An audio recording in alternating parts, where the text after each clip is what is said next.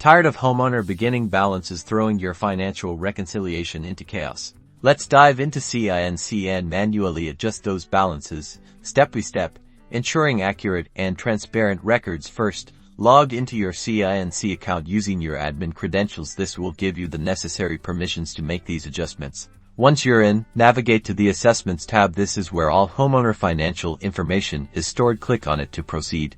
In the Assessments section, find and select the Homeowners menu option. This will take you to a list of all homeowners within your association. Locate the specific homeowner whose beginning balance needs adjustment. Click on their name to access their individual account details. On the Homeowners account page, scroll down until you find the beginning balance field. This is where you'll make the necessary changes. Carefully enter the correct beginning balance amount. Be sure to double-check the figure to avoid any further discrepancies. If the balance is a credit, use a negative sign. Next, a window will pop up asking you to input a detailed reason for the edit. It is important to do this for auditing and transparency.